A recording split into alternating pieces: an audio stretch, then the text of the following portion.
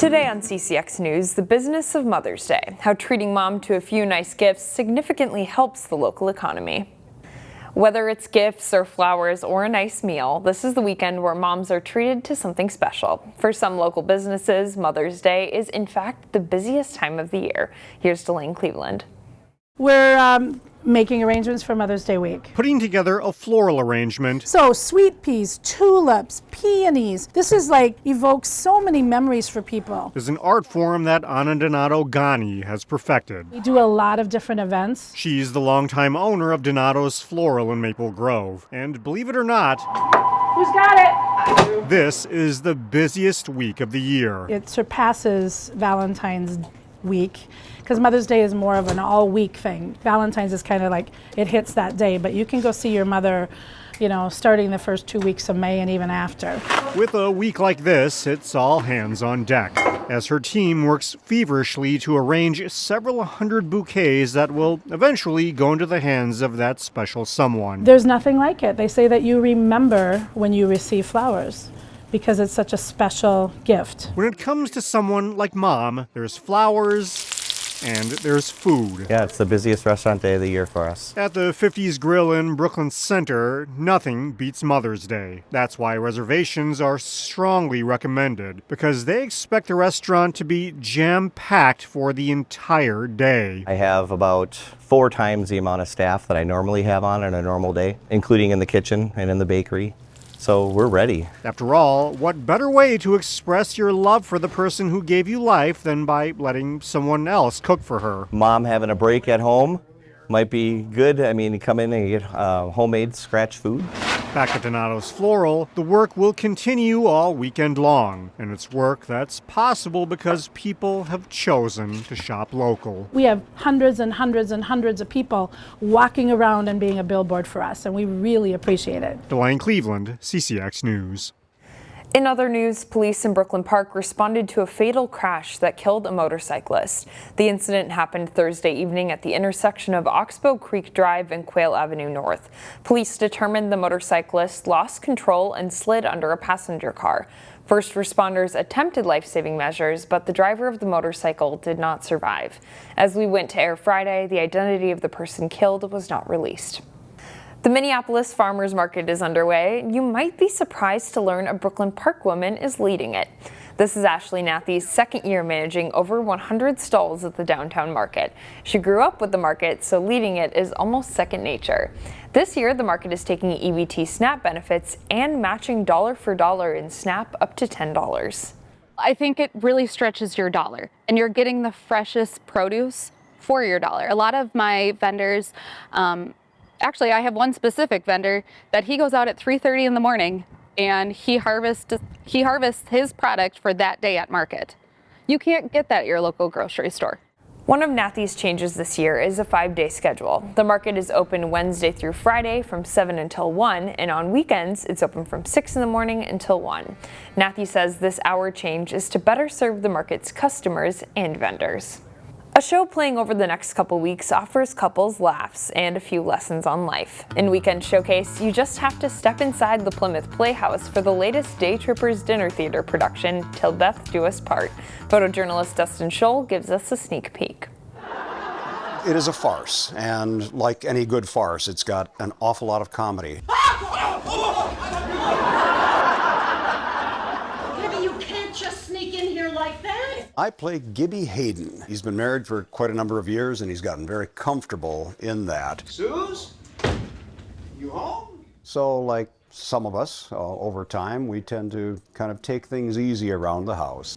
Yes, we are confident that market trends are in our favor. Gibby is more one of devil may care, take life as it is and take it easy. And his wife is a little more driven with her job and her hopes and dreams. I'll have my report to you in London first thing tomorrow morning. I play Beth Bailey. She is the Beth of Till Death Do Us Part. And Beth is a very creative, extraordinarily resourceful character. I've got it. Bye-bye.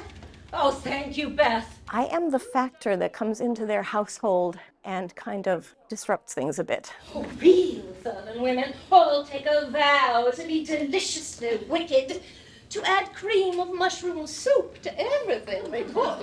We've had a number of sold-out houses, and sometimes we've even had some standing ovations, so that's been really fantastic. I just zone out and throw myself into it.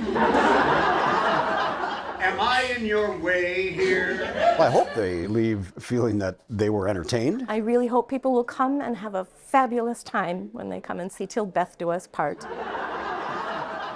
Till Beth Do Us Part runs now through May 25th. We'll have more details on tickets and showtimes at ccxmedia.org. Finally, this segment, creativity comes to life at the Maple Grove Government Center. It's there you can view some of the best student art around. Students from all grades in the Osseo Area School District created a wide range of works, everything from sculptures and paintings to art made using colored pencil. We do follow some students each year, and you see their work progressing through the grades, and it's actually very gratifying to watch. One of the highlights of this show is presenting scholarship money to a graduating senior who plans to study art. You can view the pieces now through May 17th. We'll leave you with a sampling of what you'll see.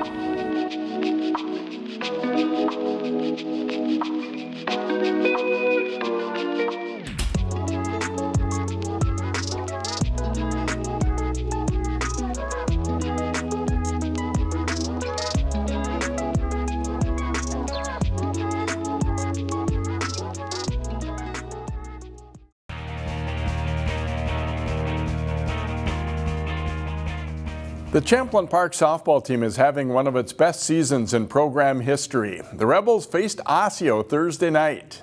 Osseo owning 3 straight wins as they visit 13-2 Champlain Park in Northwest Suburban Conference softball. Champlain Park jumps out to a quick lead. Hannah Hewsome drives it to the base of the fence in right field in the bottom of the first. A run scores as Hewsome winds up on third with a triple. A few batters later, Ava Abrahamson lines a hit up the middle to score a pair of runs. She goes 3 for 3 with 5 RBIs. It's 6-0 Rebels after 1 inning. More of the same in the second as Marissa Rothenberger lines one past third to score Abrahamson for an 8-0 Champlain Park lead. Peyton Heitzman blasts one to the fence in center field as the hitting attack continues. Heitzman's double scores a run as the Rebels get 4 more in the second to lead it 10-0. Meanwhile, pitcher Rothenberger throws a 4-inning perfect game with 7 strikeouts as Champlain Park routs Osseo 15-0 in 4 for their 14th win. The Maple Grove girls lacrosse team is one of the best in the Northwest Suburban Conference, but the Crimson also have looked to schedule strong non-conference foes. They hosted Chanhassen Thursday. Chaz Moots has highlights. Maple Grove 5-2 on the season at home, hosting Chanhassen. The Storm were 4-3 coming into Thursday night. In the early goings, Hadley Kudla passed to Megan Van Curler. The freshman goes low for the first goal of the game. Chan responds not long after. Zoe Zielinski finds a cutting Gabby Bugan for the goal to tie the game up at 1 apiece. Storm looking to take their first lead of the game. Zielinski shot on net, but good stop from the goaltender Abby Quorum. Maple Grove got going after that. Sosai Van Wyck zips it to Riley Dunn, then Dunn zips it in for the goal. The Crimson went up 5-2 after the first quarter. In the second, Chan claws back. Lily White goes right through the Crimson defense and tosses in a goal to cut the deficit down to 5-4. MG answers back. Kudla with a nice pass to Van Wyck. She shoots and scores. Crimson went up 3 heading into halftime. Then in the third, Dunn with a nice play to go over the top and in to extend the Crimson lead. 9-6 was the score after 3. All Maple Grove in the fourth quarter as well. Lily Iverson bounces one in to get the Crimson up to double digits. Then right before the clock hits zeros, it's Dunn scoring once more. The Crimson win their second straight with an 11-6 win over Chanhassen. In Maple Grove, Chaz Moots, CCX Sports. True team track and field meets are meant to show the strength of complete teams rather than a handful of standout individuals. 4 local teams competed at a true team section meet at Hopkins. Section 7 3A True Team Track at Hopkins. Wayzata anchor Tyler Kissel regains the lead as the Trojans win the boys 4x800 relay, edging Eden Prairie. In the middle in pink shoes, Praise Akinyele of Hopkins wins her heat in the 100 hurdles and finishes second overall on a time of 15:72. To the girls' high jump, Armstrong Soraya College clears 5 feet here and later goes 5.2 to place second in the event. Nia Simone Britt of Hopkins also fares well. She clears 5 feet here, and that's her best as she finishes third. Back to the track and a strong group in the girls' 1600. Wayzata's Lila Golem wins it with Evie Malik of Minnetonka second, Caitlin Osenai of Armstrong third, and Sydney Drevlo of Hopkins fourth. A good battle in the boys' 1600, and Will Weber of Wayzata holds off the pack to win. The Trojans boys and girls are both second behind Minnetonka in the team standings. Jay Wilcox, CCX Sports. Find more prep sports games and highlights at ccxmedia.org and follow us on social media.